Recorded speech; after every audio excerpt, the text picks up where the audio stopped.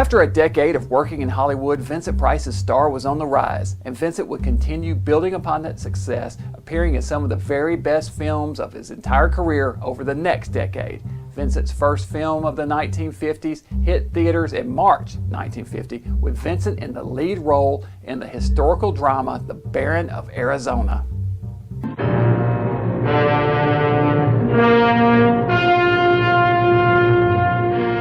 Based on true-life events, it stars Vincent Price in the role of James Addison Reavis, a man who attempted and almost succeeded in swindling the U.S. government out of the entire territory of Arizona. The story begins with a group of politicians celebrating the addition of Arizona as the 48th state in the Union. They are reminiscing about James Addison Reavis and his attempted scam, and our story is told in flashback. While working in a real estate office, Reavis discovers that the U.S. government recognizes existing Spanish land grants. This becomes the basis for an elaborate con to steal land using forged documents. On a rainy night in 1872 in a small village just outside Phoenix, Reavis knocks on the door of a peasant named Pepito Alvarez, played by Vladimir Sokolov. He informs the man that his adopted daughter Sophia is actually the direct descendant of a man named Miguel de Peralta, the first Baron of Arizona, and as such is heir to that entire territory. In truth, however, Miguel de Peralta is actually a fictitious character invented by Reavis. Reavis moves both Pepita and Sophia into his own home and hires a governess to teach her proper manners and prepare her for life as a baroness. He spares no expense weaving this fantastic tale. He falsifies records of Sophia's parents' existence, has fake graves planted in a graveyard for them, carves a fake document into a stone monument, and even travels to Spain where he joins a monastery in order to gain access to the original land grant book of Ferdinand VI. He lives there for 3 years, earning the trust of the monks while secretly practicing and mastering the art of ancient penmanship. Eventually, his patience pays off as he gains entry to the biblioteca late one night and forges the documents. He then makes his way to the home of a nobleman named the Marquis de Santella, who owns a second copy of the Ferdinand land grant book. He cons his way into the home in the guise of a gypsy and forges that book too. Now he is almost ready, but there is still one more piece of the puzzle before he can put his plan into action.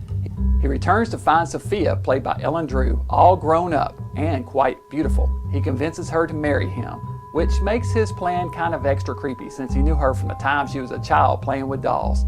He's then ready to put his plan into action and formally announces himself and Sophia as the Baron and Baroness of Arizona. I am the Baron of Arizona. Howdy, Baron. I'm Miller, Surveyor General. Oh, may I present Mr. Miller, my wife, the Baroness Sophia de Peralta Reavis. How do you do, Baroness? We wish to claim full recognition of the Peralta land grant. Our agents have collected the necessary copies of all certified documents. Are you sure the meets and bounds in this location are... I am. There must be some mistake. Why, this grant...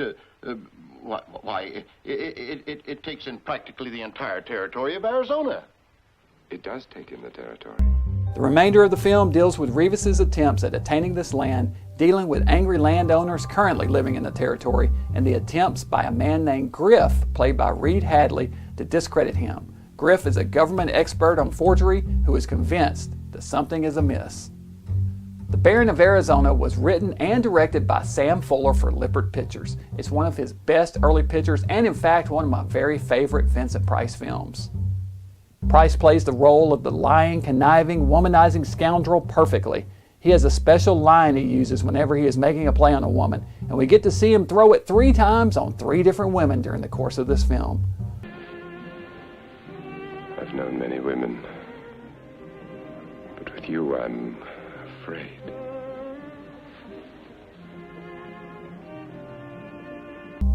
Writer-director Sam Fuller takes a few liberties with the story of this film, even turning Reavis into a sympathetic character by the end of the movie. Reavis realizes that he has, in fact, fallen in love with Sophia and confesses to the crime of forgery and defrauding the U.S. government in order to maintain her innocence. His admission comes just as Griff was about to arrest him anyway. Griff had uncovered his plan by a simple mistake. The ink used in his forgeries was different than that the monks used at the monastery. He is sentenced to 6 years in prison. When he is released, Sophia and Pepito are dutifully waiting for him to go off and live, presumably, happily ever after. Price and actor Reed Hadley had appeared together in 4 movies during the 1940s: Leave Her to Heaven, Wilson, Shock, and Eve of St. Mark. This was their final time working together. Another version of this story was made in 1956 for the TV series Death Valley Days. In that episode, also titled The Baron of Arizona, actor Robert Taylor played the role of James Revis. After The Baron of Arizona, Vincent next appeared in the 1950 screwball comedy Champagne for Caesar. In it, Ronald Colman plays Beauregard Bottomley, an eccentric genius who lives with his sister Gwen, played by Barbara Britton, and an alcoholic pet parrot named Caesar. Molly wants a drink. Let's get loaded. He is a man who knows everything about everything, except, it turns out, how to keep a job. One day he applies for a position at the My Lady Soap Company, and the interview is going well until he makes the mistake of cracking a joke in front of company president Burnbridge Waters, played by Vincent Price. Burnbridge detests humor and promptly dismisses Beauregard, who is insulted at his treatment. What I am about to tell you now is very top secret. It ranks with the discovery of electricity and the invention of the wheel. I am thinking of putting on the market an all-purpose cake of soap that will also be used to clean teeth. I see. Sort of foam at the mouth approach, eh? You would have started tomorrow morning. Beauregard learns that the My Lady Soap Company is actually the sponsor of a popular quiz show called Masquerade for Money, where contestants dress in outlandish costumes and are asked questions based on their attire. He decides to go on the program and teach them a lesson. On the show, contestants win $5 for the first question answered correctly and double their money for each successive one. Yes, sir, the audience appears in a costume representing his or her favorite person, object, thing, or animal. Contestants are asked questions about the person or thing their costume represents. We pay $5 for the first question, $10 for the second question, and so on until the 6th question, which pays the lovely loot of 160 clinkers.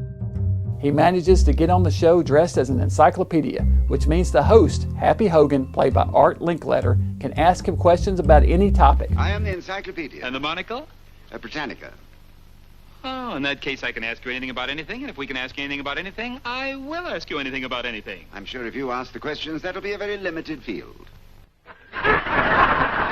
Beauregard flies through the initial 5 questions with ease and asks to come back the next episode for a 6th question. Now, wait a minute. Really? We're running out of time. No more questions. No more time. Well, that's all right. I'll come back next week when you have more time. Thank you very much, folks. Your encouragement has been my inspiration. I'll see you all next week, if they'll allow me on the program. You'll be back on, Mr. Buckley. This had never been done before, and the producers initially refused, but due to public pressure demanding to see more of Beauregard, they eventually agree. Ratings begin to soar as Beauregard correctly answers question after question. He also begins to become something of a media celebrity along the way. His winnings eventually become so large that Burnbridge begins to worry, especially when Beauregard confesses to him that he intends to stay on the program until he drives Burnbridge into bankruptcy. Burnbridge becomes desperate and devises a devious plan to throw Beauregard off his game. He enlists the aid of a blonde temptress named Flame O'Neill, played by Celeste Holm, to distract him and report back on any potential topics which he might be less knowledgeable about. Meanwhile, host Happy Hogan begins seeing Beauregard's sister, wooing her in an attempt to get her to talk Beauregard into dropping his vendetta and simply quitting the show. Of course, nothing goes quite as planned, and the film ends in a quirky climax that is fun to watch. Champagne for Caesar was directed by Richard Wharf for the independent studio Cardinal Pictures and distributed through United Artists. Price puts in an enjoyable performance as Burnbridge Waters, playing the role with a campy, over-the-top flair.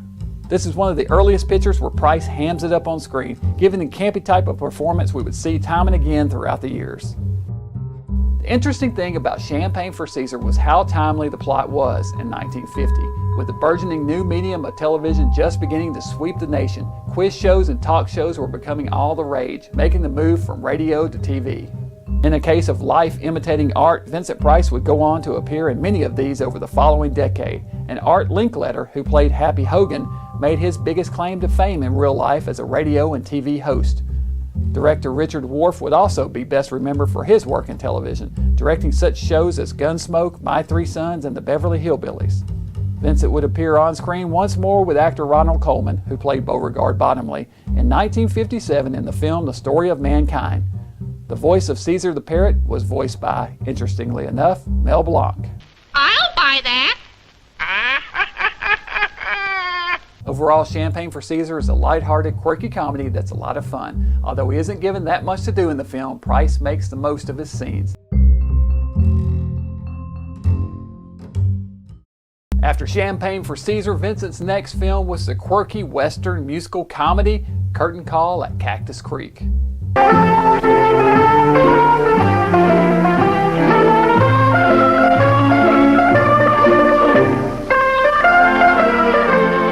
The film opens with notorious bank robber Rimrock Thomas, played by Walter Brennan, riding into the town of Cactus Creek to meet up with his gang. They are planning to rob the bank when they're interrupted by the arrival of a traveling entertainment troupe. Upon learning that the troupe is performing that evening, the gang decides to wait to hit the bank at night while the town will all be preoccupied at the big show. What about the bank? She sure was pretty. The bank? This ain't no time for it. The town's buzzing. When's a better time? Tonight, with Lily Martin playing, everybody will be at the show. Headlining the troupe is Hammy actor Tracy Holland, played by Vincent Price, sexy starlet Lily Martin, Eve Arden, up-and-coming actress Julie Martin, Gail Storm, and stagehand and aspiring actor Eddie Timmons, played by Donald O'Connor, who desperately wants to become an actor. Tracy won't give him an opportunity, however, instead taking advantage of his enthusiasm, making him do everything from set design and props to stage effects and lighting.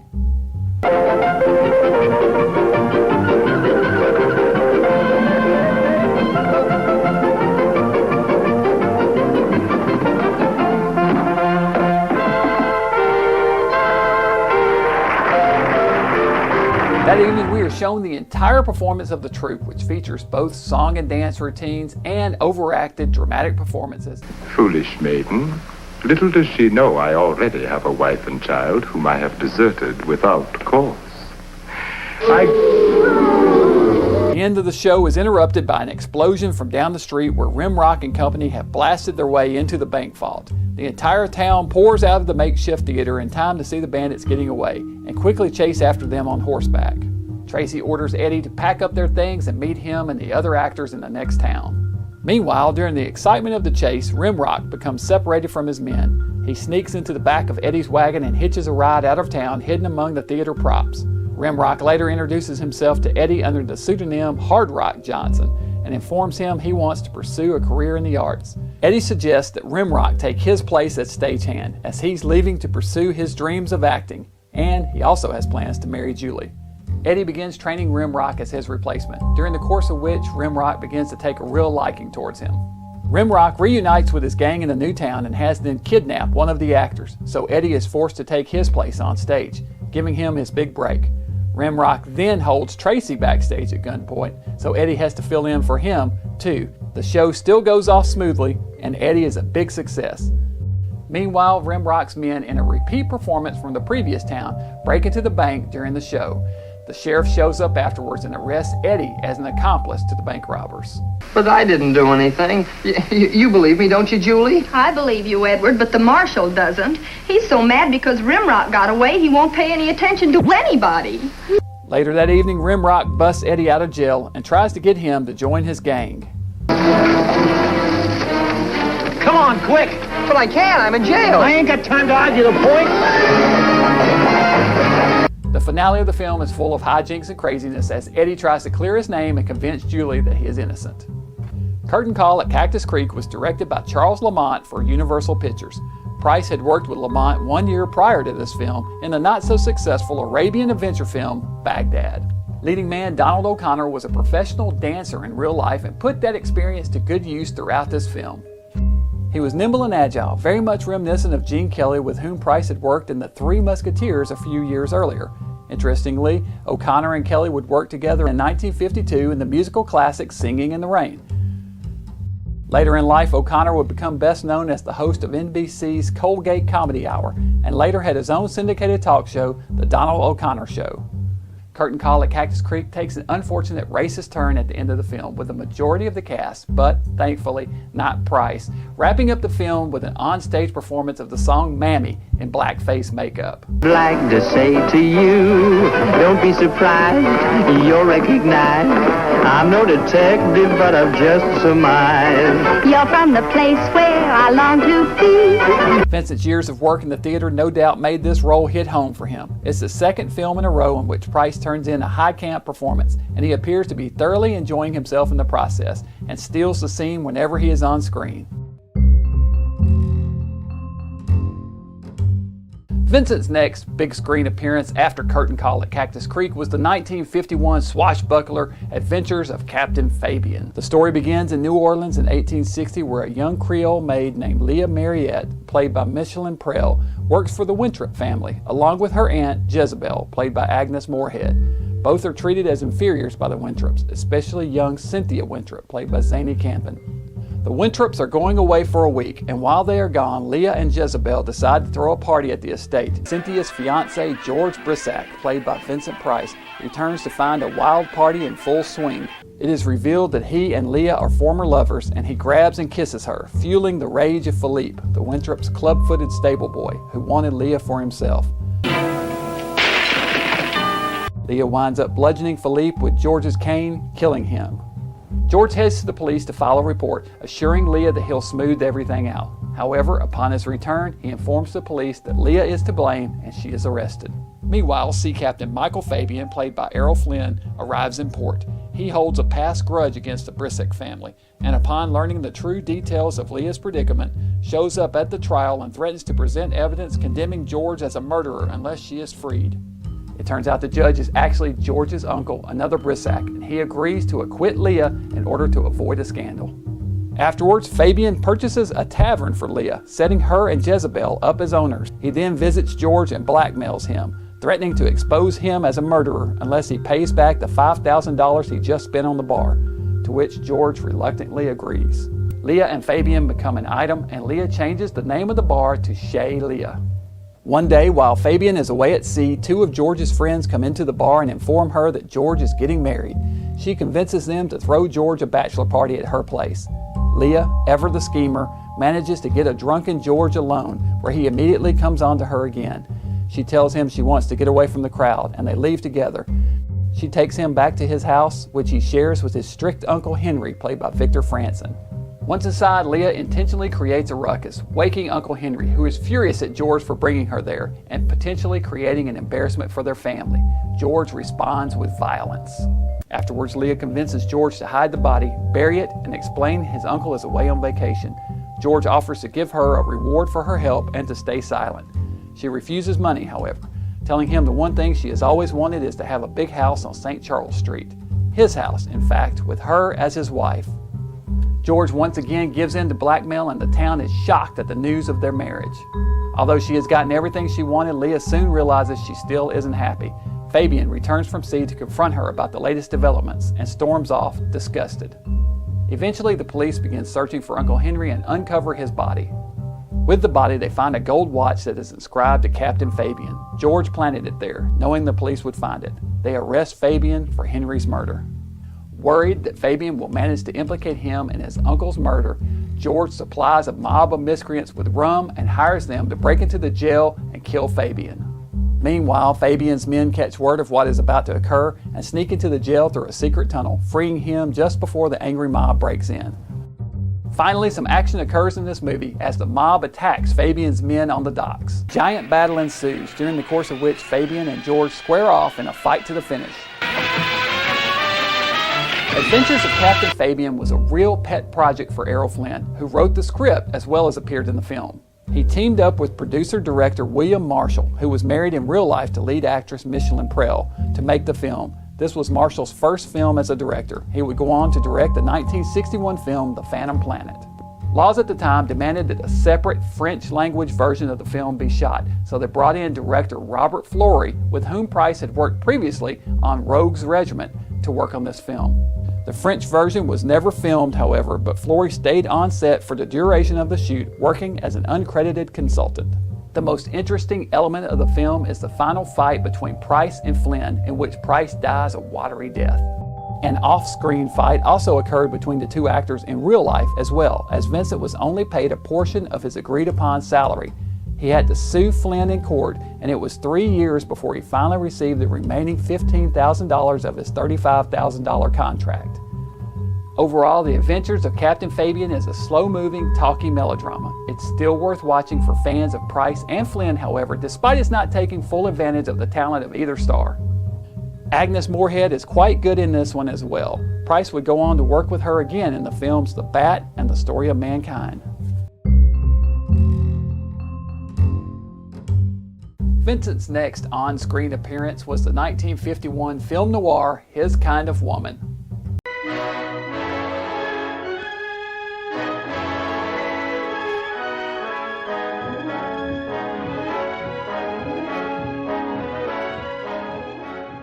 Professional gambler Dan Milner, played by Robert Mitchum, is having a run of bad luck.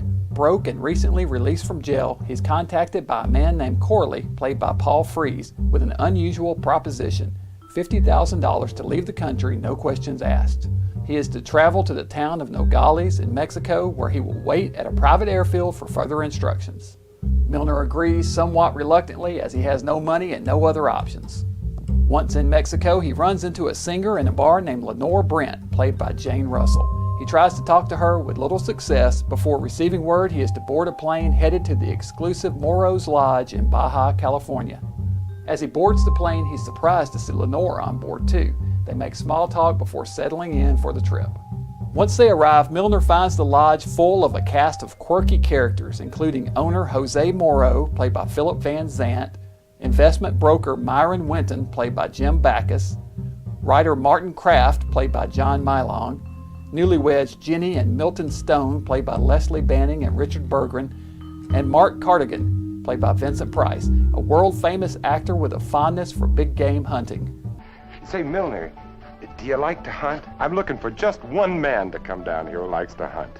Milner slowly begins to piece together the details of his situation. Turns out Cardigan and his wife are separated, and he has been having an affair with Lenore. She is secretly a singer named Liz Brady, and not the rich socialite she is pretending to be. She is trying to persuade Cardigan to marry her, but their rendezvous is interrupted by the arrival of Cardigan's wife, Helen, played by Marjorie Reynolds. Meanwhile, Milner and Lenore are slowly beginning to fall for one another.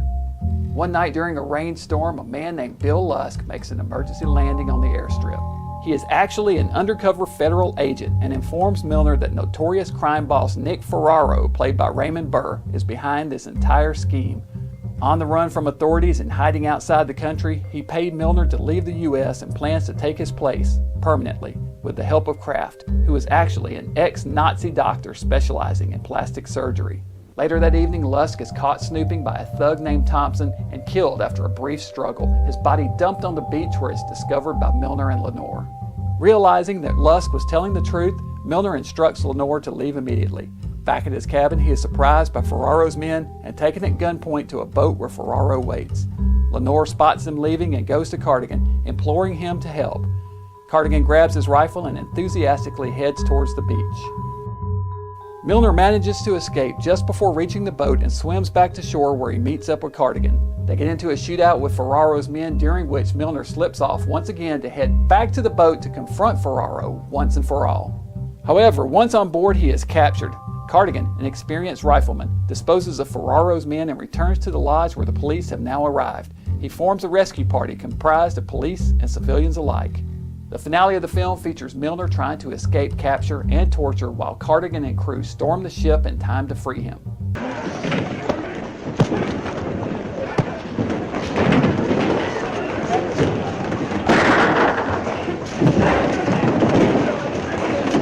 His Kind of Woman is a bit of an oddball in both tone and content. With a runtime of just over 2 hours, it flips back and forth between noir, comedy, and romance throughout the picture. Price plays his part with an on-again, off-again Southern accent and a performance that grows increasingly campy as the picture goes along, culminating in a Shakespeare-spouting, truly over-the-top performance. Since I'm taking command here, you'll act as gun-bearer. Now, soldiers, march away, and how thou pleasest God, dispose the day. Price also gets to add a pinch of personal flair to this performance in this scene where he's cooking for Lenore and Milner.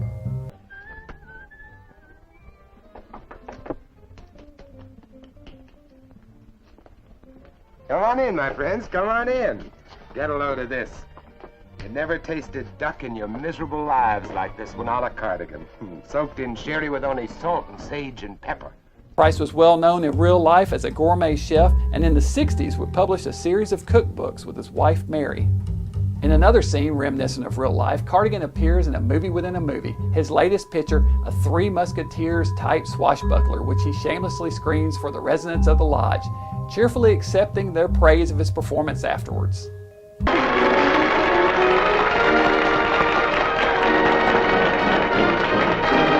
Oh, thank you, my dear. I've seen all of your pictures, and this is the best. Well, thanks so much for saying so. His Kind of Woman was released in August 1951 by RKO Pictures and directed by John Farrow. However, producer Howard Hughes brought in another director, Richard Fleischer, to shoot additional scenes, reportedly to add more humor. Fleischer would go on to direct a number of genre pictures, including 20,000 Leagues Under the Sea, Fantastic Voyage, and Soylent Green, among others. Vincent would go on to work with actor Jim Backus again in the kids' movie Mooch Goes to Hollywood, as well as numerous TV shows, including this 1983 episode of Family Feud, which featured the cast of Batman and Gilligan's Island squaring off against one another. The proceeds going to charity. Vincent appeared on Team Batman for his recurring role as the villain Egghead. Vincent's next on-screen appearance was more film noir action with the 1952 film The Las Vegas Story.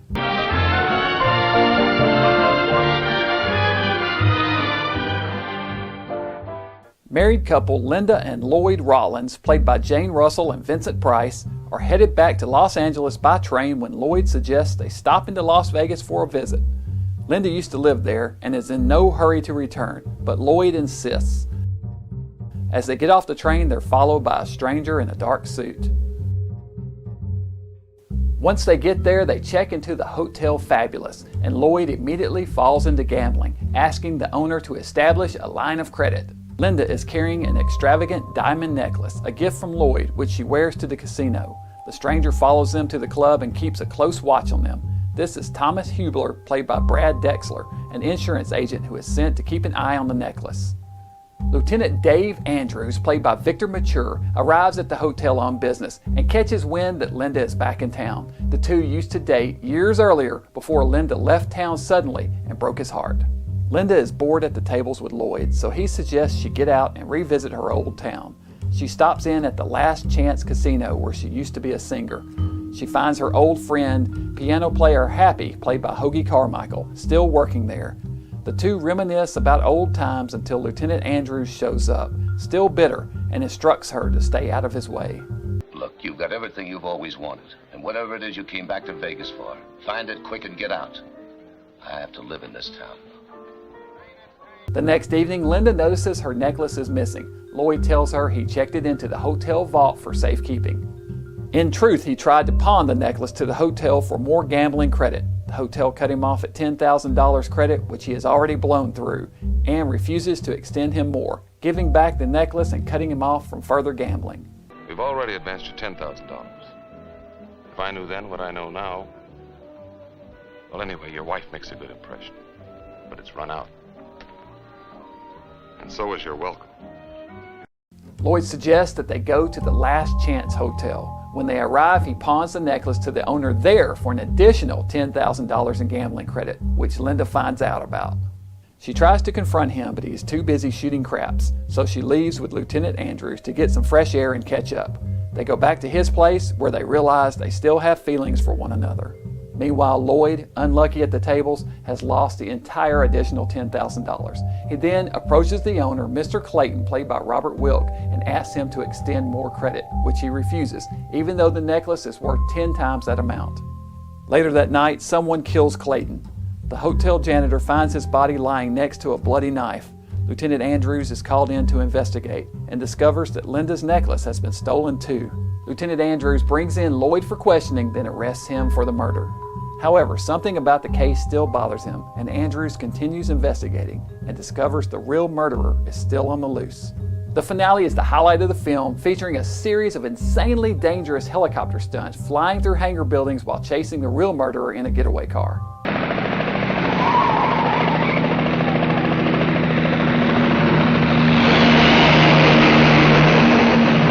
In the end, things still don't work out for Lloyd despite his not being the murderer. Turns out the reason he was so intent on gambling was that he had been embezzling money from his work, which they had discovered. I thought I could square those matters with a winning streak. Shows you how wrong a man can be, doesn't it, sir? And Linda is now free to pursue her rekindled romance with Lieutenant Andrews. The Las Vegas Story was shot in 1952 for RKO Studios and directed by Robert Stevenson, who would go on to direct many movies for Disney, including Old Yeller and Mary Poppins. The Las Vegas Story borrows heavily from Casablanca, right down to the piano player and signature song, in this case, I Get Along Without You Very Well, sung by Jane Russell. In real life, that song and the two additional ones sung in this picture, the Monkey Song and My Resistance Is Low, were all written by Hoagy Carmichael, the actor who played piano singer Happy. He would go on to a long career as a composer, both for films and the music industry, and is best remembered for composing the song Georgia on My Mind. This was Vincent's only big screen appearance in 1952, although he did appear in several made-for-TV dramas, including an episode of Robert Montgomery Presents entitled The Ringmaster. Oh, George, it is good to see you, old boy. Anne tells me you're planning to go on to Torquay tomorrow. Well, I won't hear of it. I shan't be satisfied with anything less than a fortnight's stay. Price had worked with Victor Mature previously in 1947 in the film Moss Rose. They would work together 2 more times in the 50s, in Dangerous Mission in 1954 and The Big Circus in 1959.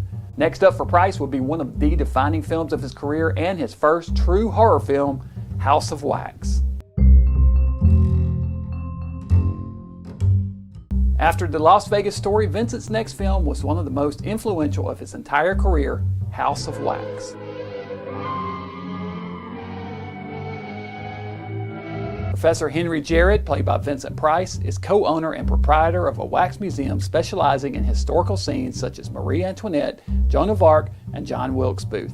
Business is just so-so, and despite a pending offer to buy the collection, Jared's business partner, Matthew Burke, played by Roy Roberts, has another solution: burn the place and collect the insurance. You ever thought of what would happen if we had a fire here? As the sole sculptor of the figures on display, Jared considers his creations his children and vehemently objects. Burke lights fire to one of the figures and the 2 men get into a fist fight while the place goes up in flames.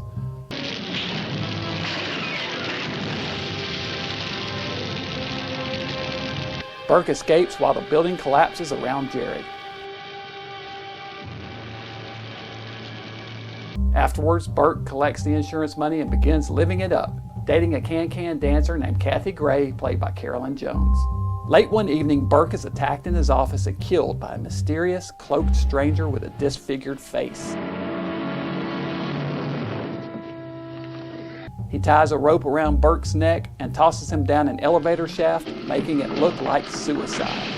Shortly after this, Kathy also turns up dead, her body discovered by her roommate Sue Allen, played by Phyllis Kirk. The same mysterious stranger is in the room when she discovers the body and chases her out the window and through the fog-shrouded streets. She escapes to the home of her old friend Scott Andrews, played by actor Paul Picerni. What happened, Sue? What is it? Kathy's body is taken to the local morgue where it is stolen by none other than our good old friend, the disfigured stranger. He lowers the body with a rope to a cart manned by accomplices in a back alley. Meanwhile, Professor Jared has resurfaced and is now the owner of a brand new wax museum. This time around, he is focusing on gruesome acts of violence rather than the tame historical dioramas of the previous museum. And here it is, the bloody guillotine. He was severely injured in the fire, now confined to a wheelchair, his hands badly burned and unusable. However, he has enlisted the aid of a mute assistant named Igor, played by Charles Bronson, who does the sculpting on the figures for him. Sue and Scott attend the premiere of the museum, and Sue is stunned by the likeness between the statue of Joan of Arc and her former roommate, Kathy. Jared explains to her that Kathy was the inspiration for his piece, her photo in the paper his reference. Something still doesn't seem right, and Sue goes to the police with her suspicions. Dissatisfied with the police response, Sue enters the museum after hours one evening to get a look for herself. In a scene heavily influenced by the Phantom of the Opera, Jared surprises Sue, stepping out of his wheelchair and walking towards her. She lashes out in fear, her fist striking his face with startling results.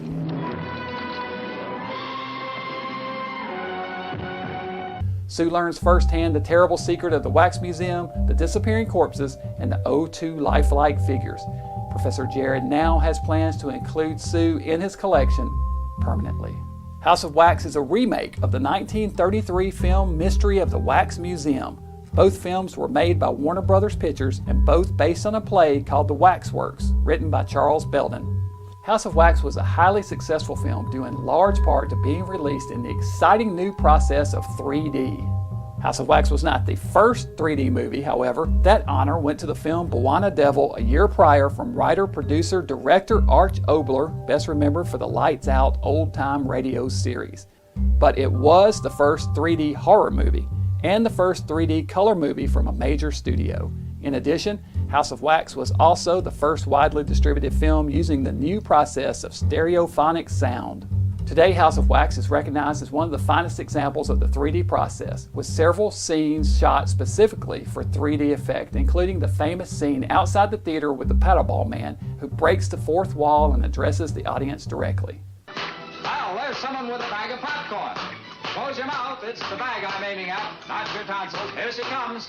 House of Wax was directed by Andre de Toth, who was a bit of an odd choice for director of a 3D movie, as he was blind in one eye and therefore unable to see the final results of the 3D process. House of Wax had two premieres, one for each coast. The East Coast premiere was held in New York, April 10th, 1953, and the West Coast premiere was held in Los Angeles, California a week later on April 16th, and kicked off with a midnight spook show.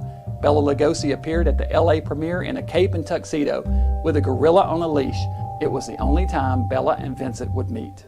House of Wax was re-released in theaters in 1971 in 3D and again in 1982, again in 3D, which was where I first got to see the film. In the movie, Dr. Jared's mute assistant Igor is played by a young Charles Bronson, credited as Charles Buczynski. Price and Bronson would again meet in the 1961 film Master of the World, but this time Bronson would play the lead, and Price, of course, the villain. Actress Carolyn Jones, who played dancer Kathy Gray in this film, would go on, of course, to wider fame as Morticia Addams in The Addams Family. Vincent Price almost turned down the role of Professor Jared, as he was offered the lead in a Broadway play, My Three Angels, at the same time. He said it was a decision that changed his life. House of Wax is a rare example of a remake that is better than the original. It holds up well with time, whether viewed 3D or flat. This was Vincent's only film in theaters in 1953, though he did appear on several dramatic roles for television. The importance of House of Wax on Price's career can't be overstated. This was Vincent's first true horror role. He would go on to make many more horror movies over his career, 6 more in the 1950s alone. This film laid the foundation for Price as horror movie icon. Roger Corman would come along in the 1960s and cement that status. After House of Wax, Vincent next reunited with actor Victor Mature in the 1954 film noir Dangerous Mission.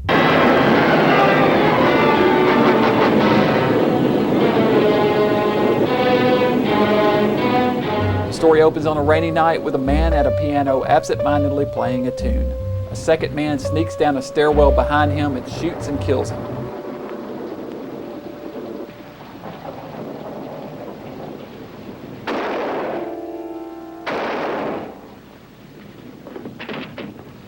Off-screen, we hear footsteps followed by a woman's scream, and the killer realizes he's been spotted. He fires 2 shots at the woman, who flees and escapes. We cut to an apartment in New York 2 weeks later where the killer, a man named Johnny Yonkers, is discussing the murder with his lawyer. Johnny has gotten wind of where the witness is hiding, but unfortunately for him, so has the district attorney. He instructs a third man, whose identity remains hidden from the viewer, to find her before the DA does and to take care of the situation permanently. As the plane leaves at midnight, you can rent a car when you get there. Mingle with the people. Get on friendly terms with our so-called witness. Then, make sure it looks like an accident, a real accident. We cut again to Glacier National Park in Montana, where vacationer Matt Hallett, played by Victor Mature, is checking into the park resort. Once there, he meets and becomes intrigued with a gift shop clerk named Louise Graham, played by Piper Laurie. However, she's also caught the eye of vacationing photographer Paul Adams, played by Vincent Price. The two men begin vying for her affection. Another employee, Mary, played by Beta St. John, has a crush on Paul, but he is intent on Louise and all but ignores her. In true film noir fashion, no one is quite who they seem at the resort, as it turns out that Louise is secretly the witness to the murder, Paul, the hired assassin sent to do her in, and Matt is actually an undercover police officer sent to protect her. Together with park ranger Joe Parker, played by William Bendix, he sets out to protect Louise and expose the killer. Toss in a meaningless subplot of a Native American, Mary's dad, framed for a separate murder, a forest fire, an avalanche, a tribal Indian ceremony, plenty of romance, and even a good old-fashioned square dance, and you have Dangerous Mission. Directed by Lewis King for RKO Pictures, this film was shot in full color and released in 3D in March 1954, the first of 3 Price films to be released that year. This movie is somewhat reminiscent of His Kind of Woman in that it's set primarily in a quirky hotel filled with even quirkier guests. Vincent Price had worked with actor William Bendix, who played Park Ranger Joe, previously on The Web in 1947. Price had worked with Victor Mature twice previously, in Moss Rose and The Las Vegas Story, and would work with him once more in The Big Circus in 1959. Piper Laurie, who played Louise in this film, would of course go on to be best remembered for her role as the mom in the 1976 Stephen King film, Carrie. And finally, those of you with a sharp eye may be able to spot a young Dennis Weaver in the role of a park ranger in this film. Despite its silly subplots and unresolved storylines, Dangerous Mission is still a really fun film noir / action film. The snowy finale is the highlight of the film and features yet another spectacular Price death.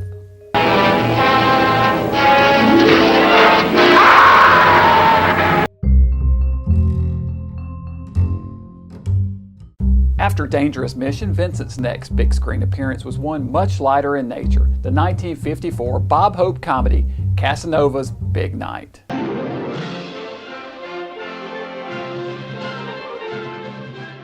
In it, Hope plays a tailor's apprentice named Pipo, who dons the clothing of famed lover Casanova in an attempt to steal a kiss from the widow Francesca, played by Joan Fontaine. He is interrupted in his scheme by none other than Casanova himself, played by Vincent Price.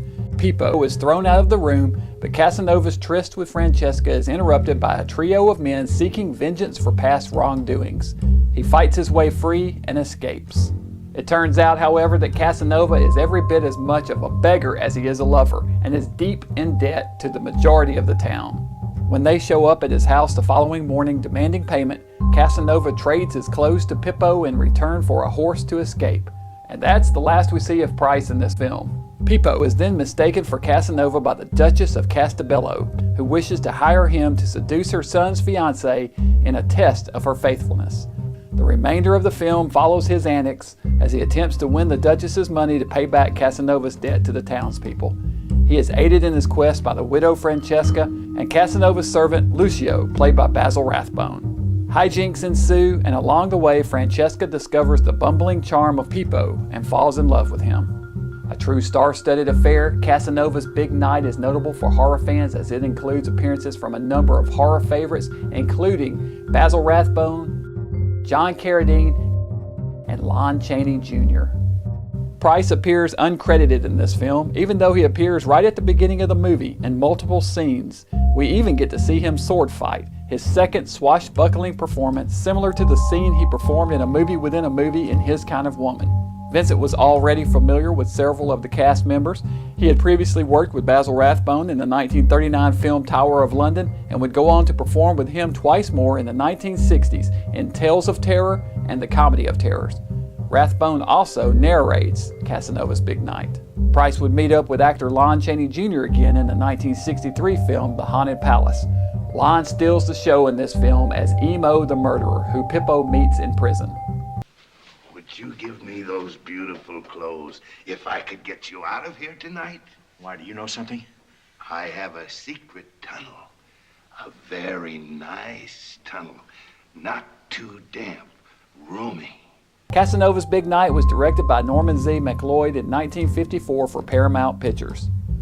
Though not the best Bob Hope comedy, Casanova's Big Night is still fairly enjoyable and worth watching for the number of horror film stars alone. After Casanova's Big Night, Price returned for more horror work in the 1954 shocker, The Mad Magician.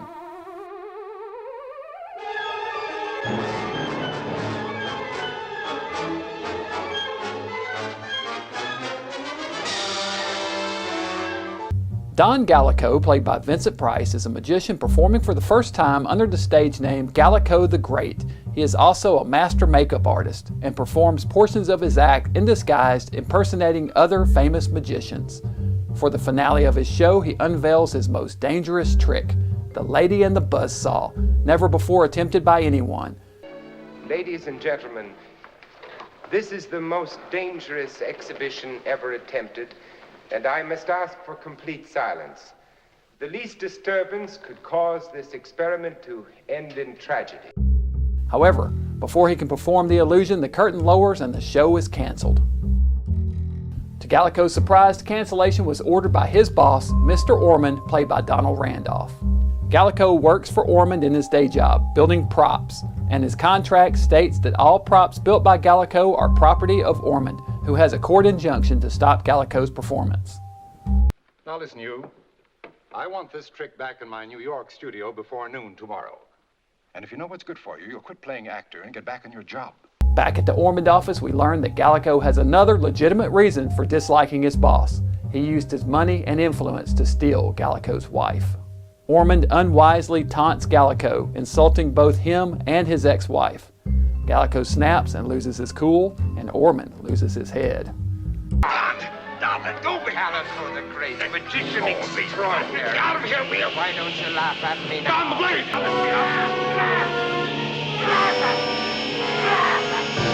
Later that evening, a local football team is celebrating their victory over their rivals with a huge bonfire celebration. Gallico puts his makeup skills to work once again by disguising himself as Ormond. He takes the body, minus the head, which he hides in a leather bag, and dresses it in the rival team's uniform, making it look like a dummy. He tosses the effigy atop the pyre where it is engulfed in flames. Gallico's stage assistant, Karen Lee, played by Mary Murphy, stops by his studio for a visit. When she leaves, she mistakenly picks up the leather bag containing Ormond's severed head. Gallico panics, doubly so when he learns that Karen forgot the bag and left it in a cab, but he manages to track down the cabbie before anyone discovers its gruesome contents. That evening, Gallico again disguises himself as Ormond and rents a room under the pseudonym Ward Jameson from a woman named Alice Prentice, played by Lanita Lane, who is a mystery novelist. Gallico's ex-wife Claire, played by Ava Gabor, shows up the next day at his studio looking for Ormond. Gallico tells her he doesn't know where Ormond is, but she grows suspicious. The bodies soon start to pile up as Gallico digs himself deeper and deeper into his web of lies. First, Claire confronts him at his apartment while he is disguised as Ormond. She recognizes him through the disguise and yanks off his mask. She realizes the truth, that he has murdered Ormond, but she doesn't care, as that means she is now free and will inherit all of his wealth. She suggests that she and Gallico get back together, which throws him into a rage. Gallico strangles her in anger. Later, a rival magician named the Great Rinaldi, played by John Emery, sneaks into Gallico's studio just as he is holding a private demonstration of a new trick he's devised called the crematorium. He confronts Gallico afterwards, blackmailing him by informing him that he knows Ormond was murdered and will go to the authorities unless Gallico gives him the new invention. Gallico attacks Rinaldi and disposes of his body in the new device.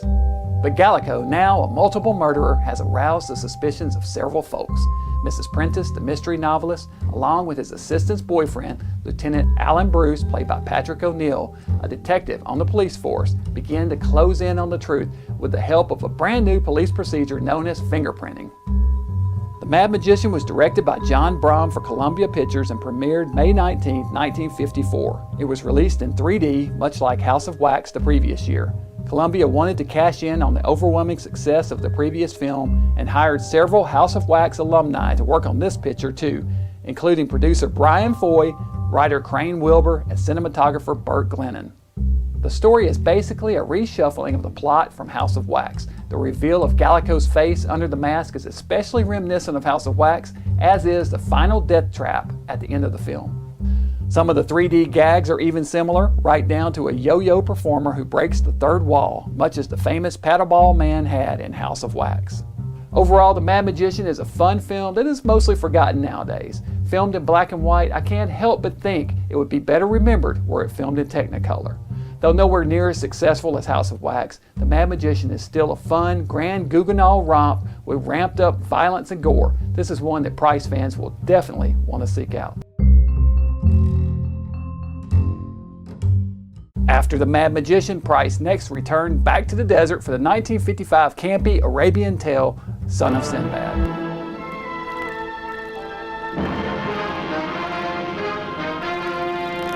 Penniless poet Omar Khayyam, played by Vincent Price, is wandering the streets of Baghdad looking for his friend Sinbad, played by Dale Robertson, a legendary womanizer who is busy sneaking into the Caliph's palace despite a price being laid on his head.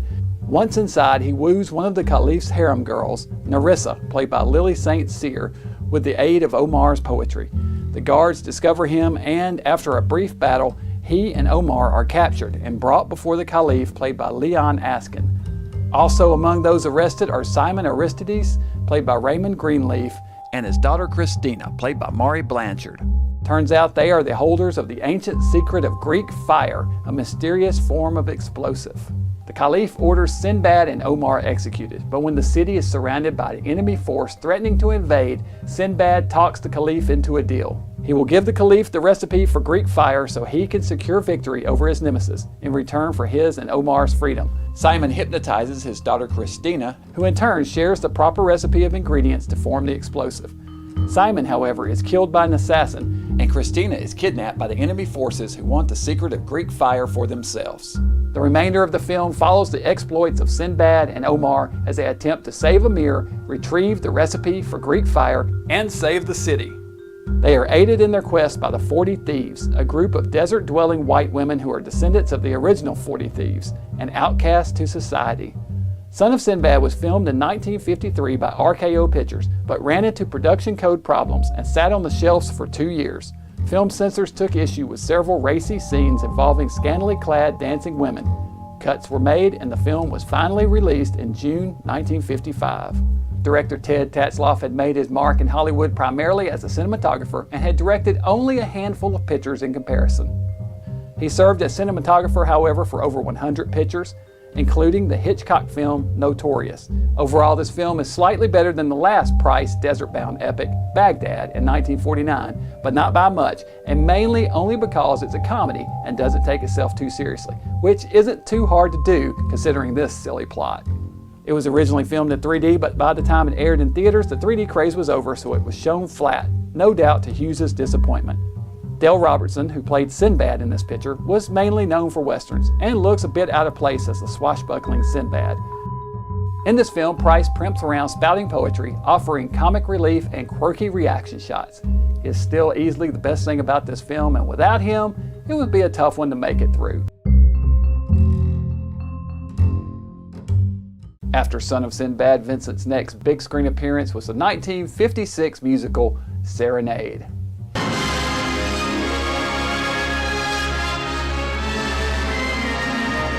Aspiring opera singer Damon Vicente is working the fields at a winery when a car stops for directions.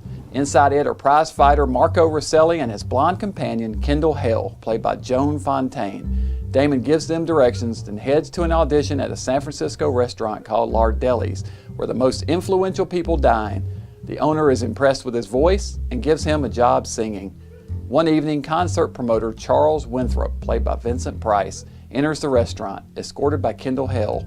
She recognizes Damon from the vineyards, and Winthrop, at her suggestion, invites Damon to join him and Kendall afterwards back at his hotel.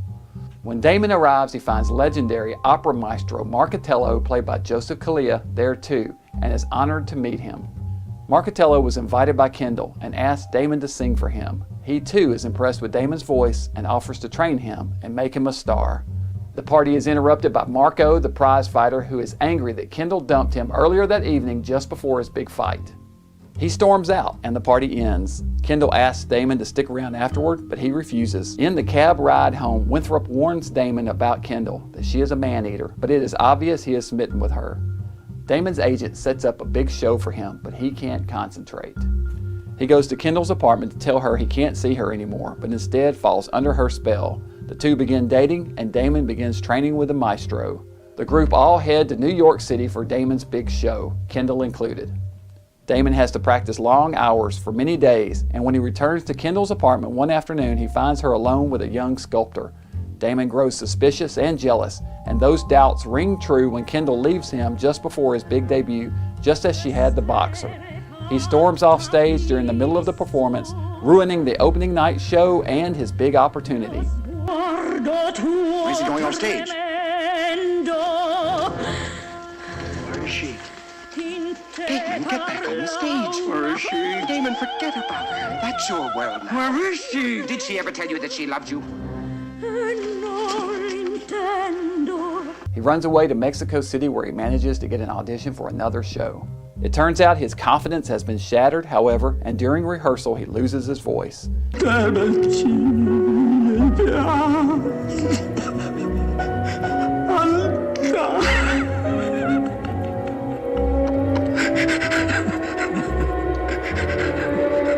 He flees in shame to the neighboring city of San Miguel, where he falls victim to a malaria-like disease. He is taken in by a local family and nursed back to health. The daughter, Juana, played by Sarita Montiel, in particular shows him extra care, and Damon begins to fall for her. He stays at the farm to work and pay back their hospitality and to be closer to Juana. Eventually, the two are married. The love of Juana helps restore Damon's confidence, and together the two of them move back to San Francisco, where he regains his position singing for Lardelli's restaurant. One day, Winthrop shows up and offers Damon the opportunity to sing for the opera again.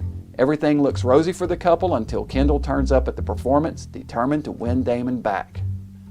Serenade is based on the novel of the same name by James M. Cain. Directed by Anthony Mann for Warner Brothers Pictures, it stars Mario Lanza in the lead, one of the world's most famous tenors at the time.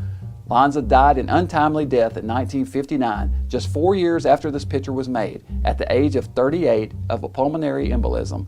He made a total of 9 films showcasing his singing talent. Vincent Price had worked with Joan Fontaine, who plays the ambitious Kendall Hill, previously in the film Casanova's Big Night. Fans of musicals, and in particular opera, will enjoy this film as it showcases Lanza's voice in a total of 15 songs, several in their entirety. Price appears seldom in this one, but does an excellent job as the haughty Winthrop, barely disguising his disdain for Kendall and her wolfish ways. After Serenade, Price returned to RKO Pictures for the 1956 crime drama While the City Sleeps.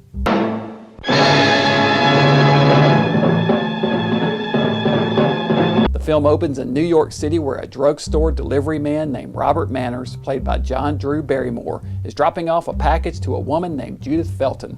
When she isn't looking, he pushes the button lock on her door, leaving it unlocked, then sneaks back in when she's alone and running a bath.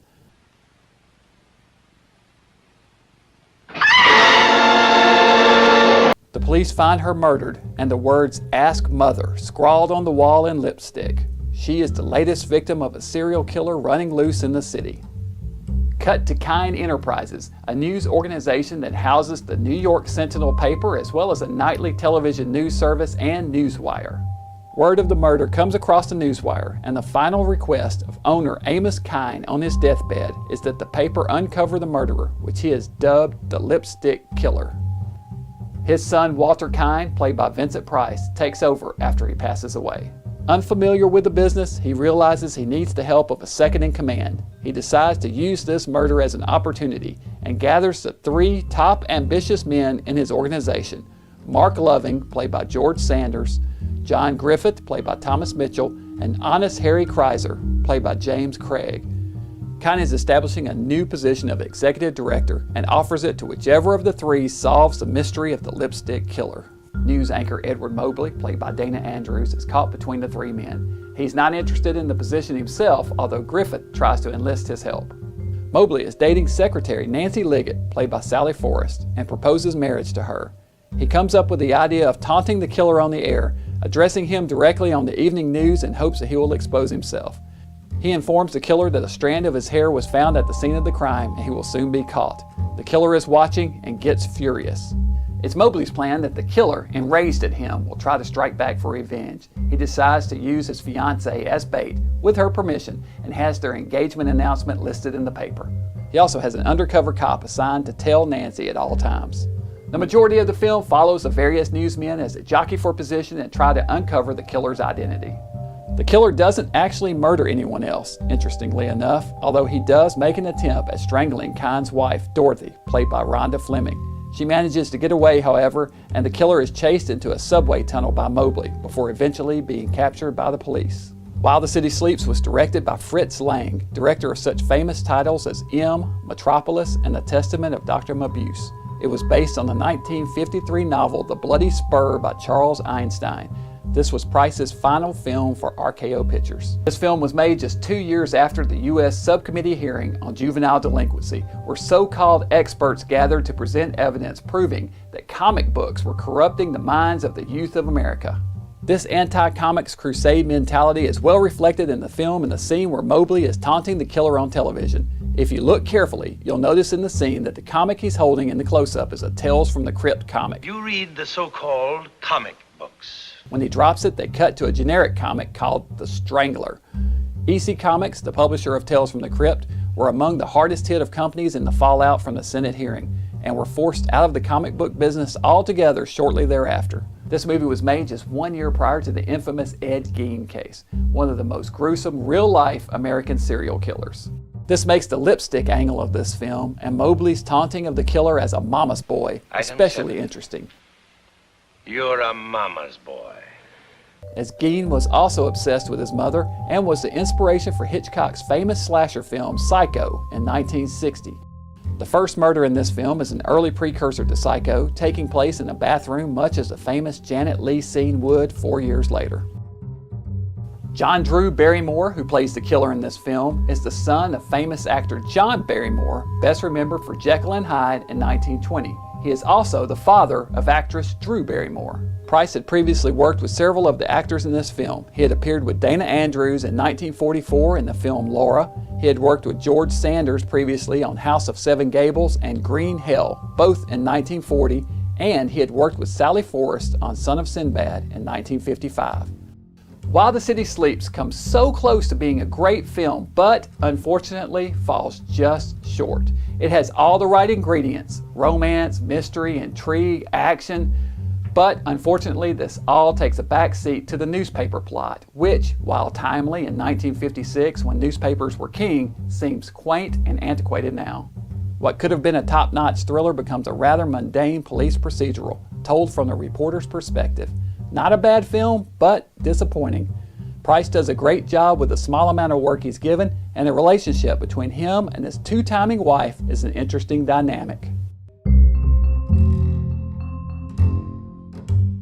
In 1956, Vincent provided narration for the colorful costume epic and musical The Vagabond King, starring Katherine Grayson and Oresty Kirkham.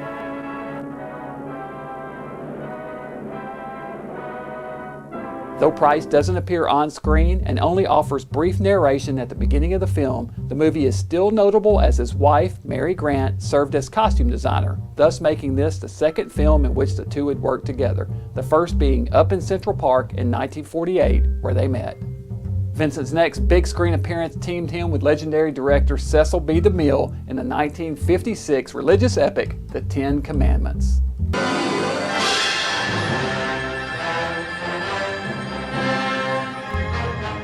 Ramses I, Pharaoh of Egypt, learns of a prophecy that a newly born Hebrew boy will grow up to one day deliver the Hebrew slaves out of bondage. Ramses orders the death of every newborn Hebrew male child. In order to keep him safe, Moses' mother Yoshebel sets him adrift down the Nile River in a tiny basket made of reeds. He floats safely down the river and is found by the Pharaoh's daughter Bithia, played by Nina Folk, whose husband had recently been slain in battle. She raises the baby as her own son despite realizing he is the offspring of a Hebrew slave. Years later, Moses has grown to adulthood. Bithia's brother Sethi, played by Sir Cedric Hardwicke, is now Pharaoh. His own son, Ramses II, played by Yul Brynner, is ambitious and anxious to gain the crown, and the beautiful Nefertiti, played by Anne Baxter. But Sethi warns him that he will give both the crown and the hand of Nefertiti to whomever he deems worthy. Indeed. Whoever I choose shall have my crown and Nefertiti. Moses has become a court favorite and the favorite of the people by conquering Ethiopia. The Pharaoh sends him to complete the building of the city of Goshen in his honor, a task that Ramses was unable to complete. Vincent Price plays Baca, the master builder of the city. While there, Moses sees firsthand the inhumane conditions of the slaves. He orders the stores of grain opened and the slaves fed, and given a day off work, which angers Ramses but causes the city to be completed in record time. While there, Moses also learns the true secret of his origin and gives up his royal heritage, joining his slave brothers working in the mud pits. One day, Baca takes a slave girl named Lilia back to his quarters to become his house slave so he can have his way with her. Another slave named Joshua, played by John Derrick, who is in love with Lilia, sneaks into Baca's quarters to free her, setting fire to a stable. Baca's men capture and tie up Joshua, and Baca begins whipping him when Moses arrives and chokes him to death with a whip. Death will bring death, Baca. Who are you? One who asks what right you have to kill a slave. The right of a master to kill you or any slave. Kill me, Master Butcher. Moses!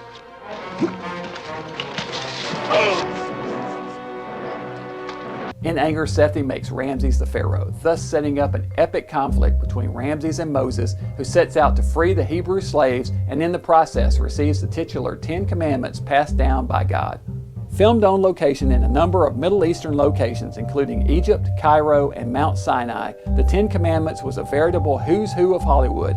It was directed by Cecil B. DeMille for Paramount Pictures and was a hugely successful film that became a regular staple on television for years, running annually at Easter. Director Cecil B. DeMille suffered a heart attack during the filming of this movie due to extreme heat and shooting conditions. This would be the last film he would direct, and he would pass away 3 years later in 1959. The 10 Commandments was nominated for 7 Academy Awards, including Best Picture, and won an Academy Award for Best Visual Effects by John P. Fulton. It is a truly epic film with a cast of thousands and a runtime of over 3.5 hours. This was Price's third appearance with actor John Carradine, with whom he had worked previously in Brigham Young and Casanova's Big Night. Anne Baxter, who plays Nefertiti in this film, would go on to appear with Price in the classic TV series Batman a decade later as Price's character Egghead's wife, Olga, Queen of the Cossacks. Interestingly, Price would appear with Charlton Heston twice in 1956, the other appearance being a made-for-TV movie, an episode of the TV series Playhouse 90 entitled Forbidden Area. After the 10 Commandments, audiences next caught Price in the historical fiction piece, The Story of Mankind.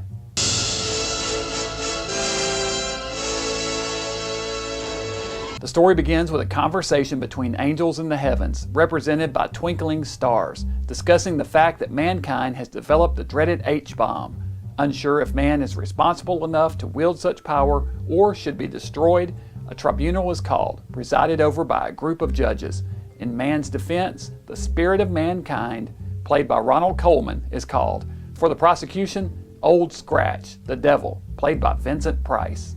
They are each given the ability to travel through time on Earth, calling attention to deeds that support their individual cases for or against mankind. This is the main setup for the film, with Scratch and mankind traveling through an assortment of stock footage and recycled clips from previous films, arguing their various points in what becomes a protracted series of history lessons. In the end, the High Judge, played by Cedric Hardwicke, rules the case a draw. He determines that mankind's good and evil are too closely weighed, and the court shall reconvene at a future time to determine the final fate of man. This court shall soon convene again to determine, finally, whether mankind shall continue or be destroyed by the Super H-bomb. This choice is entirely up to you. The Story of Mankind was shot in 1957, directed by Irwin Allen for Warner Brothers Pictures. It is loosely based on the novel of the same name by Hendrik van Loon. This is another star-studded film featuring such actors as Ronald Colman, the Marx Brothers, Vincent Price, Agnes Moorehead, Peter Lorre, John Carradine, Cedric Hardwicke, Dennis Hopper, Charles Coburn, Cesar Romero, and many more. Ronald Colman puts in an excellent performance as the spirit of mankind, and Vincent Price is perfectly cast as Old Scratch the Devil. This is their second film appearance together, the first being Champagne for Caesar in 1950. Price is also reunited with his old friend John Carradine in this one, who plays the Egyptian pharaoh Khufu. Ironically, they mention Moses and the Ten Commandments during this section of the film, which was the previous movie in which the two appeared on screen together. Overall, the story of mankind is overlong and talky and doesn't hold up well with time. Some portions of the film, such as Dennis Hopper's playing the part of Napoleon, come off as just downright silly. Honestly, without Price's entertaining segments as the devil, this film would be a chore to make it through. Next up, Price would appear in a film that is much more buzzworthy, the 1958 science fiction classic, The Fly. After the story of mankind, Vincent next appeared in a film that was much more buzzworthy, the 1958 science fiction classic, The Fly.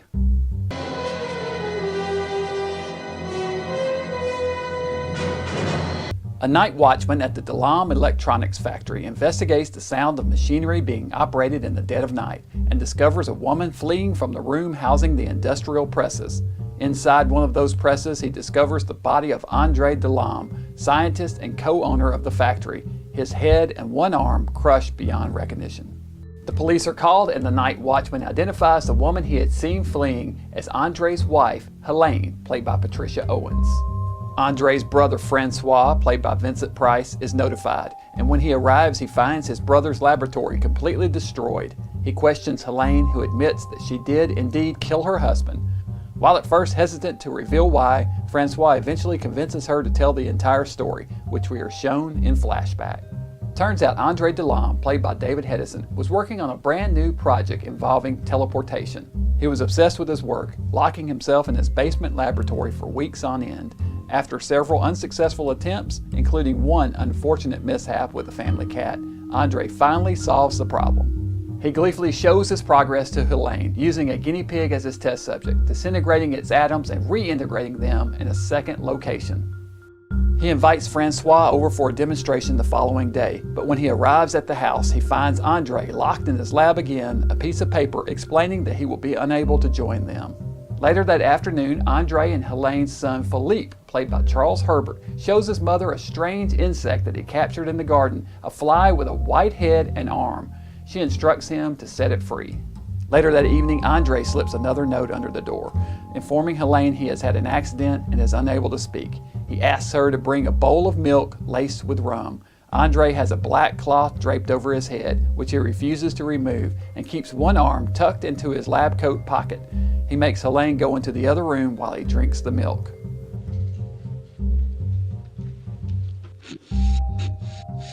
Andre is able to communicate with Helene via a typewriter, which he uses with one hand. He instructs her to search for a fly with a white head. She informs him that Philippe had caught it earlier and released it, which upsets him. His arm slips from his lab coat pocket, and Helene sees that his hand has been replaced with the claw of a fly and flees in terror.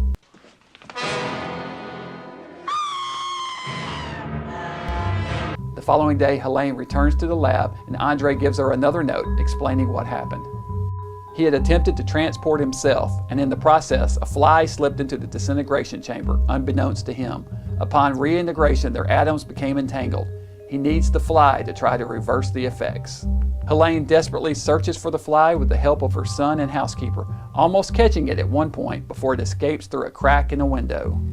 Helene convinces Andre to go through the teleportation device one more time in hopes that the effects will be reversed. When he reappears, she yanks the cloth from his head, resulting in one of cinema's most memorable moments. She faints and Andre places her on a couch. He suddenly finds himself tempted to attack her as the fly arm reaches for her menacingly. Realizing that his humanity is slowly slipping away, Andre smashes his laboratory and burns his notes so no one can duplicate his experiments. He then convinces Helene to help destroy him and climbs inside the hydraulic press. Police Inspector Shiras, played by Herbert Marshall, still doesn't believe her story and sends for orderlies from the local insane asylum to take Helene away the following day. At the last minute, Philippe informs Francois that he saw the white-headed fly in the garden trapped in a web. Inspector Shiras and Francois run to the garden and discover the fly with Andre's head in place of its own stuck in the web, pleading to them for help, just as the hungry spider is descending on it. In horror, the police inspector lifts a huge rock and smashes the two insects. Realizing the truth, the men concoct a story that explains Andre's death as a suicide and clears Helene's name. The Fly was directed by Kurt Newman for 20th Century Fox and based on a short story of the same name by George Langellin, which was published in Playboy magazine the previous year. This film was followed by two sequels, Return of the Fly in 1959 and Curse of the Fly, 1965, as well as two remakes in the 1980s, The Fly, 1986, directed by David Cronenberg, and The Fly 2 in 1989. Interestingly, Price would act again with Charles Herbert, who played young Philippe in this film, the following year, 1959, in the TV show Riverboat, in an episode titled Witness No Evil. In it, Price plays a circus owner transporting animals on board the boat, among them a gorilla trained to steal passengers' valuables. The Fly kicks off what I consider to be the golden era of Price's horror cinema. Over the next decade, he would appear in a string of science fiction and horror classics that would forever cement him as a horror icon. After The Fly, Vincent's next big screen appearance was the 1959 spook fest, House on Haunted Hill.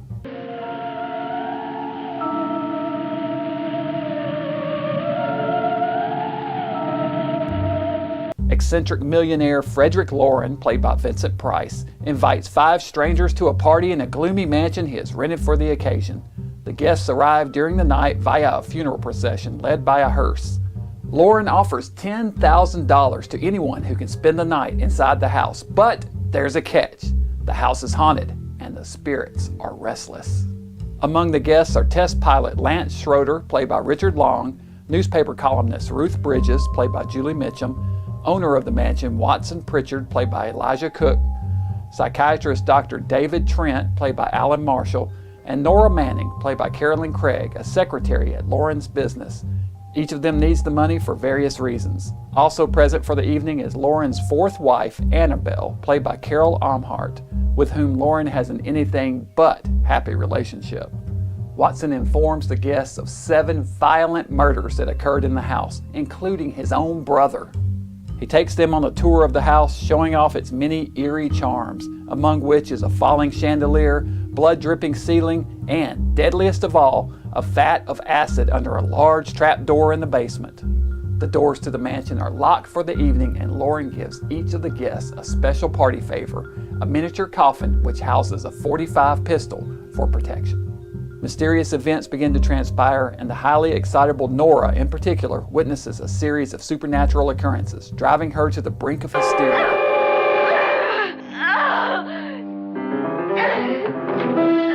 That evening, there is a scream from the stairwell, and Annabelle is discovered hanging by the neck. At first labeled suicide, the guests later begin to suspect murder. We later discover that Annabelle is, in fact, still very much alive and carrying out an elaborate hoax with the assistance of Dr. Trent to try to push Nora into killing Frederick Loren. When she witnesses Annabelle's ghostly form floating outside her window, Nora panics, rushing fear-stricken into the cellar, where she encounters Frederick and shoots him.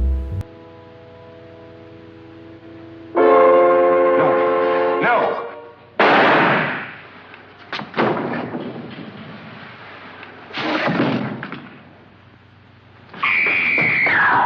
Dr. Trent enters from a secret entrance.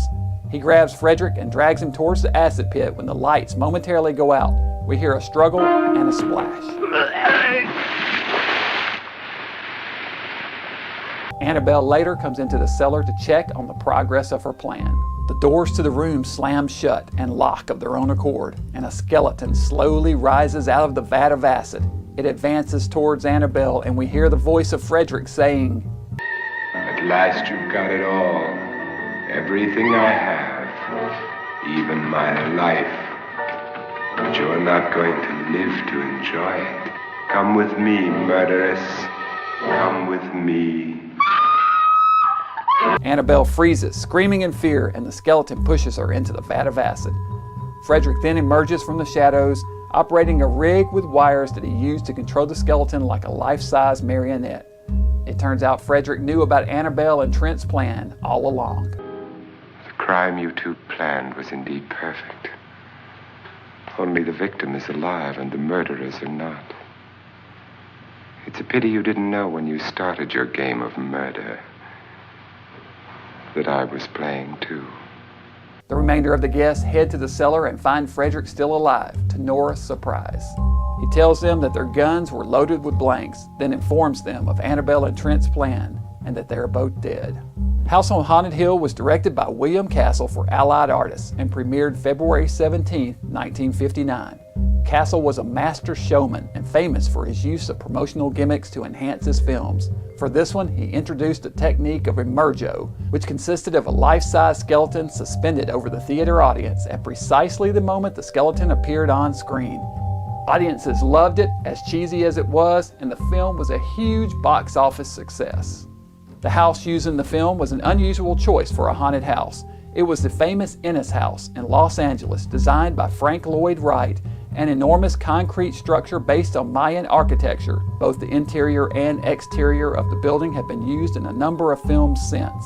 The interior shots of House on Haunted Hill, however, were all filmed elsewhere. Interestingly, the famous Shirley Jackson novel The Haunting of Hill House would also be published this same year, 1959, and also dealt with the themes of haunted houses and ghosts. It would be adapted for the big screen in 1963 as The Haunting, a film which played it straight and is perhaps the greatest ghost story movie of all time. House on Haunted Hill, however, was filmed with tongue planted firmly in cheek. Vincent Price gives a fantastic performance as the suave Frederick Loren. This film is, in many ways, in my mind, the ultimate Vincent Price movie. When I think of Vincent Price, it's his performance in this movie that comes to my mind first. And in fact, his performance in this film was one of my main influences to become a TV horror host. Vincent's next appearance after House on Haunted Hill was the 1959 three-ring production, The Big Circus. Victor Mature stars as Hank Whirling, owner of the Whirling Circus. Recently split from former partner Jules Borman, Hank is now striking out on his own. He goes to the bank to secure a loan, which they agree to, provided he take their accountant, Randy Sherman, played by Red Buttons, on tour with him to keep costs in check, which he reluctantly agrees to. Randy, in turn, appoints a new lead publicist, Helen Harrison, played by Rhonda Fleming, a move that further irritates Hank. Hank sets up a press event to announce the tour, showing off several of the circus acts for the gathered newsmen. Led by ringmaster Hans Hagenfeld, played by Vincent Price, the event begins smoothly, but disaster soon strikes as an escaped lion enters the tent. Hank manages to wrangle it below a net, which is dropped on the beast, safely capturing it. Helen smooths the disaster over with the press, but the question remains, how did the lion escape its cage? The tour continues, but disaster soon strikes a second time when a new machine throws sparks onto a giant stack of hay bales, setting them ablaze. Once the blaze is secured, it is discovered that the machine was tampered with, and Hank begins to suspect that he is being sabotaged by someone working for his former partner, Borman, who has now started a rival circus.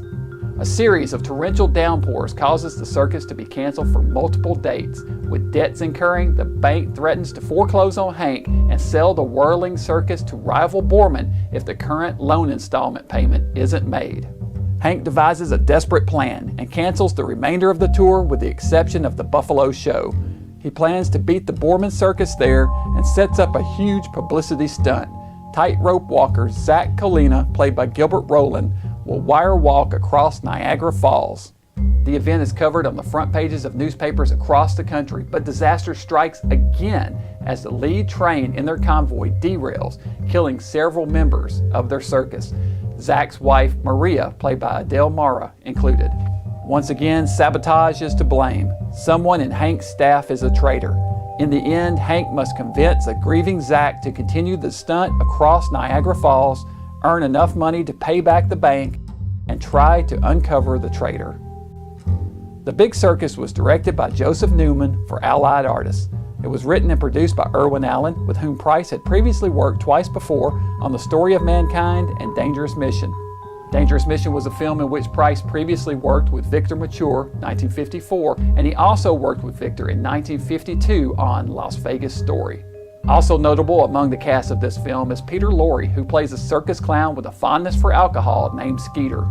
Price had previously worked with Lorre on Story of Mankind in 1957 and on a made-for-TV pilot called Collector's Item in 1958 that was not picked up for production. In it, Price plays, appropriately, an art collector named Mr. Prentice. Price and Lorre would work together 3 more times in the 1960s in Roger Corman Productions. Overall, The Big Circus is a colorful, light-hearted romp that's pretty enjoyable, even if Price and Lorre have little to do in it. After The Big Circus, Vincent next appeared in the 1959 sci-fi sequel, Return of the Fly. A follow-up to the 1958 film The Fly, this film takes place 15 years after the original. The film begins with the funeral of Helen DeLame, wife to scientist Andre from the first film. Present at her funeral are her son Philippe, played by Brett Halsey, and Uncle Francois, played by Vincent Price. Upset over his mother's death, Philippe begs Francois to tell him the true story of his father's death. Francois gives in, taking him to his father's laboratory, which is still in ruins. Philippe has been aware of his father's experiments with teleportation and vows to continue his work, which Francois vehemently discourages. Philippe sets up a new laboratory in the basement of his grandfather's mansion and hires a scientist named Alan Hines, played by David Frankham, to assist him. Running low on funds, Philippe convinces Francois to pitch in money to assist him by threatening to sell his half of the family business. It turns out that, unfortunately, Philippe's trust in Alan is misplaced. He is actually a British fugitive from the law named Ronald Holmes and is planning to steal the plans to the teleportation machine and sell them. After several successful attempts with non-living matter, the group decides to test the machine on a guinea pig. They disintegrate it, but decide to leave it in stasis and reintegrate it the following morning. That evening, a police officer named Inspector Evans, played by Pat O'Hara, tracks Alan to the lab and finds him taking pictures of the machinery plans. There is a struggle, and the inspector is knocked unconscious. Alan places him into the chamber and disintegrates him. Philippe hears the noise and comes down to check on things in the lab. Alan assures him that everything is okay, and once Philippe leaves, he reintegrates the inspector with horrific results. The inspector's body has now fused with that of the previously disintegrated guinea pig, leaving him with rodent hands and feet, and the rodent with human extremities. Alan crushes the guinea pig, then removes both it and the inspector's body, placing them in the trunk of his car for further disposal. When he returns to the lab, he finds Philippe there again, who questions him about the blood on the floor. There is another struggle, and Philippe is also knocked unconscious. Alan puts Philippe's body into the chamber, then catches a fly and tosses it in as well before activating the machine. Alan flees the laboratory, shooting Francois in the stomach on his way out. Before he collapses, Francois reactivates the machinery, which reintegrates Philippe, once again with horrific results.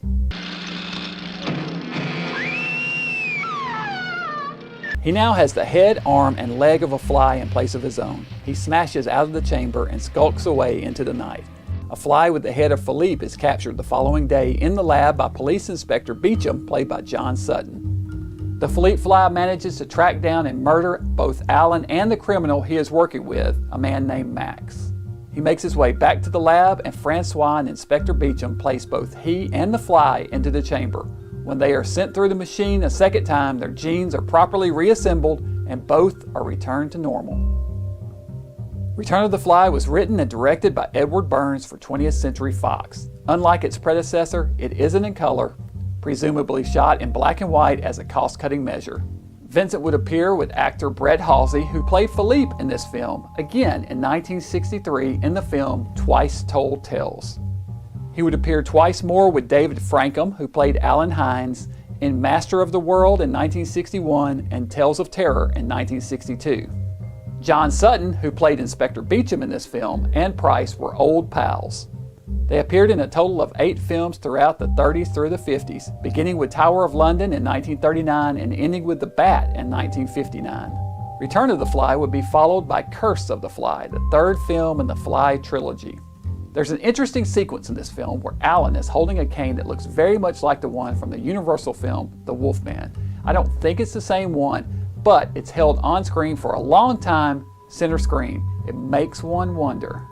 Vincent Price was the only cast member from the original film to return for the sequel. It's a much better part for him, however, with much more screen time. Return is a bit hokey, and the makeup for the monster is far inferior to the first film. However, the movie does have a fun B-movie feel to it, and Price makes the most of his role, so much so that he would become forever associated with it in people's minds.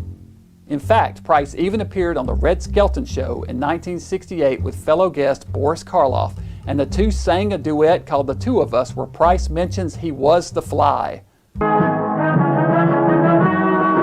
two of us. There's lots of gore in pictures for the two of us. He used to shine as Frankenstein and I was the Fly. They forced us to die every time to pay for the crime. They killed the two of us, but we'll be always traveling on. Of course he wasn't, but by that point, who cares? It's all in fun.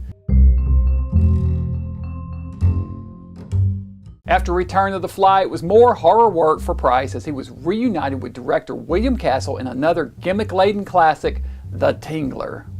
The film begins with pathologist William Chapin, played by Vincent Price, performing an autopsy on a recently executed criminal. The criminal's brother-in-law, Ollie Higgins, played by Philip Coolidge, stops into the lab. William tells him of a theory he has about fear and the effects of fear tension. He theorizes that if a person can't scream to release the tension of fear, it could manifest itself physically and cause actual tension so great it could kill a person. He names this phenomena the tingler, after the tingling sensation that runs up a person's spine when scared.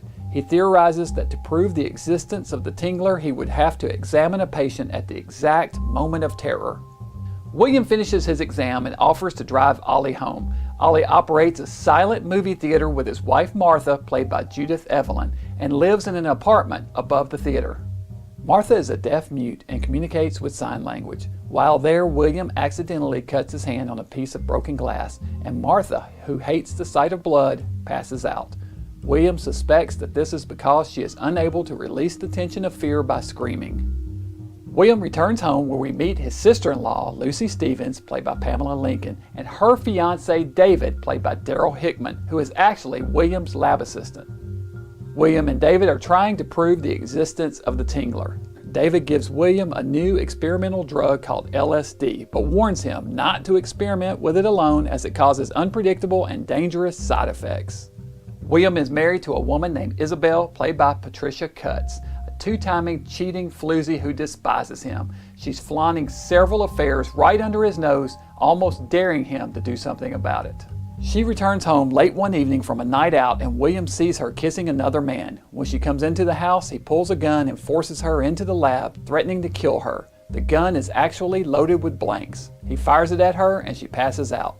William uses the opportunity to x-ray her and finds proof of what he was looking for, a strange bug-like object along her spine, the tingler. The fear tension energized it, allowing it to take solid form. The following evening, William decides to hold a controlled experiment, hoping to induce fear in himself. He locks himself in his lab and injects himself with the LSD, which results in a rather comical freakout on his part. Try hard as he might, however, he is unable to keep from screaming, thus ruining the experiment. The following day, William drops in to check on Martha. He gives her an injection to help her sleep and prescribes sleeping pills, which he asks Ollie to get filled at the local drugstore. When Martha awakes from her sleep, she experiences a series of terrifying events. Slamming doors and windows, a ghoulish knife-wielding corpse, blood running from the sink, and a hand emerging from a blood-filled tub. She freezes in fear and dies of fright. William returns to his home, and shortly thereafter, Ollie shows up, panic-stricken over the death of his wife. He actually brought her body with him, and the two of them carry it to William's lab. William pronounces her dead and performs an autopsy where he removes a tingler, alive and intact. It latches onto his arm with a vice-like grip that causes him to scream in pain. The creature then releases its grip and William places it into a metal cage. Ollie leaves and takes Martha's body with him, headed to a funeral parlor. Isabel, who witnessed the successful extraction of the Tingler, makes a drink for herself and William. However, William's drink is secretly drugged, knocking him unconscious. Once he's out, Isabel releases the Tingler, which creeps up the couch and attacks William, latching onto his throat. His sister-in-law Lucy happens into the house and sees the creature and screams, which makes it release its grip and drop onto the floor incapacitated. The next day, William and David determine that the only way to destroy the Tingler is to replace it into the host body it came from, where it will disappear back into the undetectable form it originated from. They call the funeral parlor and learn that Martha's body was never delivered there. William also learns that Isabel has packed her belongings and moved out for good. William takes the Tingler to Ollie's apartment and confronts him about his wife. There he finds a suitcase containing the rubber mask, gloves, and apparatus that Ollie used to scare Martha to death. He also finds Martha's body in a back room. While they're talking, the Tingler escapes its cage and makes its way down into the crowded theater below the apartment. In one of the greatest scenes of the movie, the Tingler makes its way to the projection booth and interferes with the picture, causing the theater to momentarily go dark. William instructs the audience to... Ladies and gentlemen, please do not panic, but scream! Scream for your lives! The Tingler is loose in this theater, and if you don't scream, it may kill you! Scream! Scream! This is the second William Castle-directed film in which Price starred, once again written by Rob White. As with most Castle features, this one contained a special gimmick, this time called Percepto, in which select seats in the theater were wired with a special device which would vibrate when the screen went black. Castle prefaced the film with a personal appearance and warning that certain audience members were more susceptible and would actually feel the physical effects of the Tingler. Of course, it was all in great fun and the audience ate it up. The scene where William experiments with LSD is notable in that it's the very first use of the drug depicted in a motion picture. Another of the more notable scenes in this movie is Martha's death scene. The use of color in this scene is especially creative and pulled off effectively, with only the blood running from the faucet and in the tub in color, and everything else black and white in the shot. Darryl Hickman and Pamela Lincoln, who played the engaged couple in this film, first met on the set of the Tingler and were later married in real life, having 2 children together. William Castle and the Tingler in particular were the inspiration for the 1993 film Matinee, starring John Goodman in the William Castle-esque role of director Lawrence Woolsey. Based on Castle, Goodwin's character even rigs a device to the bottom of theater chairs for a similar effect in this film within a film. Overall, The Tingler is a fun film that was made with tongue planted firmly in cheek and not meant to be taken seriously. Despite this, it still features several effective scares and remains one of Price fans' favorites. After Return of the Fly, Vincent next appeared in his final film of the 1950s, the suspense-laden thriller, The Bat. Renowned mystery writer Cornelia Van Gorder, played by Agnes Moorehead, rents a spooky mansion known as the Oaks for the summer to write a new novel. Accompanying her is her maid Lizzie, played by Lanita Lane, and a team of servants, all of whom are nervous about a masked killer that stalked the area the previous winter that the police referred to as the Bat. The mansion is owned by local bank president John Fleming. Cornelia stops by the bank on business and learns that the bank's safe deposit vaults have been robbed of over $1 million in securities. Bank owner Fleming, played by Harvey Stevens, is away on a hunting trip with his physician, Dr. Malcolm Wells, played by Vincent Price. Bank Vice President Victor Bailey, played by Mike Steele, is arrested for the crime. Turns out Fleming actually robbed the bank himself and has hidden the money somewhere inside his mansion. He admits the crime to Dr. Wells and makes him a proposition. He offers to split the money 50-50 in return for a report to officials that he died in an accident. He suggests they murder their hunting guide, a hermit who lives alone and won't be missed, and substitute his corpse for himself. While discussing it, they hear an odd sound from outside and find the woods ablaze from a forest fire. Wells grabs a hunting rifle and shoots Fleming while he's distracted by the fire. As soon as I provide that body we were talking about.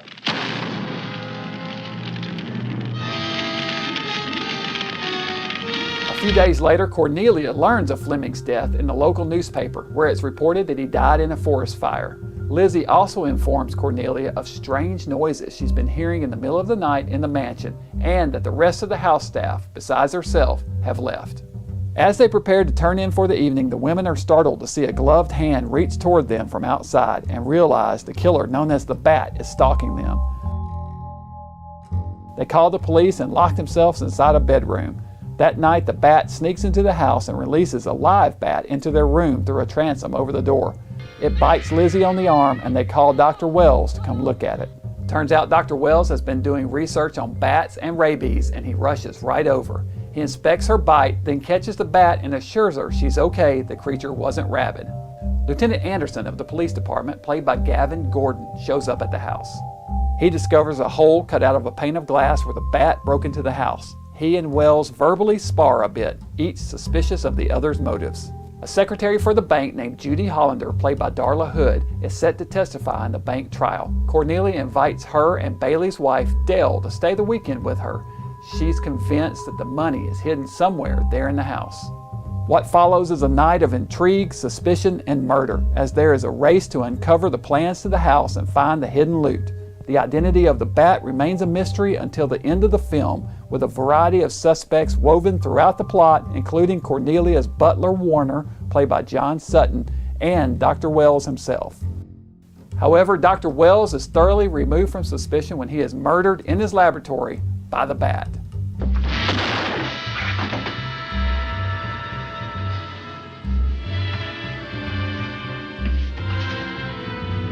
This film was both written and directed by Crane Wilbur, who also wrote the screenplay for House of Wax in 1953.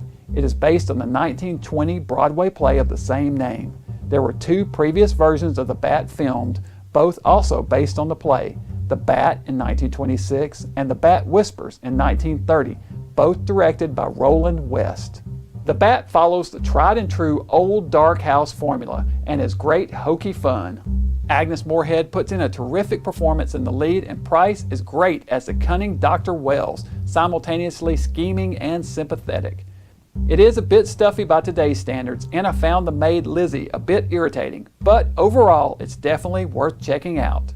This was Price's last big screen appearance with actors John Sutton, Gavin Gordon, and Agnes Moorehead, all of whom he had worked with previously. Of special note is actress Darla Hood, who played Judy Hollander. She is best remembered as Darla of the Little Rascals TV show.